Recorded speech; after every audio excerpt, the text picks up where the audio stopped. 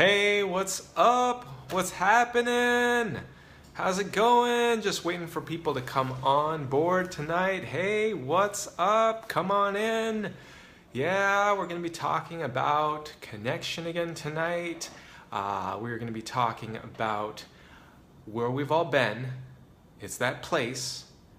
We have an experience for it, but we don't have words for it. It's called the one-sided, one-legged dance. It's like when it's like when you're like, what the heck is this? What is this? What are we even doing? Let's recap for a second. Close your eyes. Connection is that magic. Connection is about two people togetherness. It's about togetherness, and that's where it's at. That's where you're just understood and you are connected.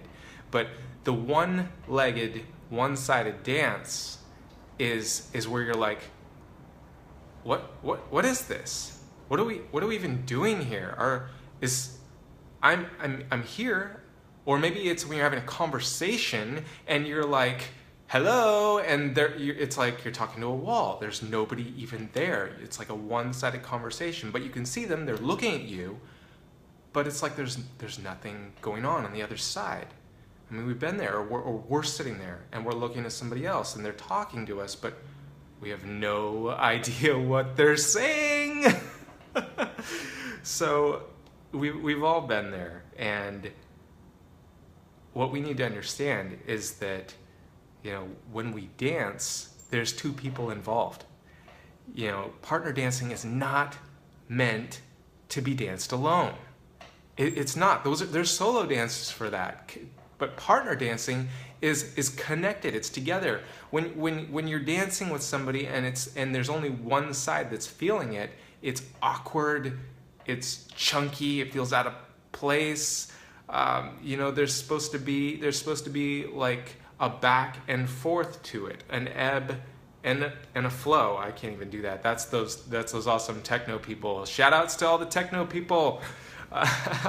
But kind of to swing it into another direction, when you were talking about relationships and dating and personal relationships, there's things that we want to feel, love. We want to feel respect. We want to feel valued. But sometimes those moments are difficult because one person is speaking one language and another person is speaking another language, and that makes it difficult. For example, I know there's a lot of theories out there. There's lots of things on personality or love languages, right? And some people talk about like people that experience love through gifts or experience love through touch.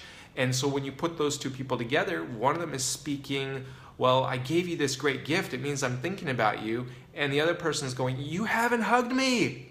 I don't feel any love from you. You haven't given me a hug. The hug person doesn't get what the gift person is saying. And another illustration would be like when you have maybe somebody speaking Italian and they're like, I want some pasta, and you have maybe a relationship with somebody like who's Chinese or something like that, and they're like, no, that I don't understand what does pasta even mean? What is coming out of your mouth? You have people speaking two different languages. Hello, there's got to be a learning between the two of them. The person that is speaking Italian has to engage and learn how the Chinese person is speaking, and the Chinese person has to learn how the person speaking Italian is saying something and what they're actually trying to say. It doesn't work when you're trying to speak your own language to get it back, and so that's kind of, we have different ways to communicate value and love, and we have different ways to communicate within dance those very same things. And so just to kind of bring it all together, dance is a conversation that's often lost in translation.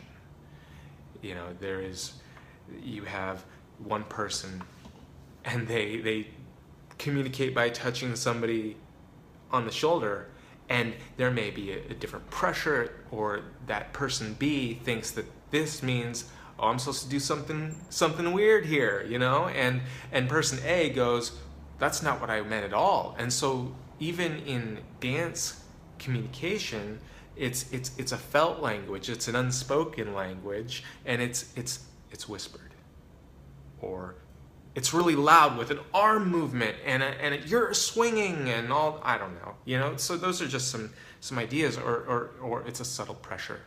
Just put the hand at pressure. It's amazing. So with that in mind, practice. So you've got listening with body expression. And in order to be able to learn how to listen, you have to practice. You have to engage, go out and try something new, you know, and practice makes better, just like a foreign language.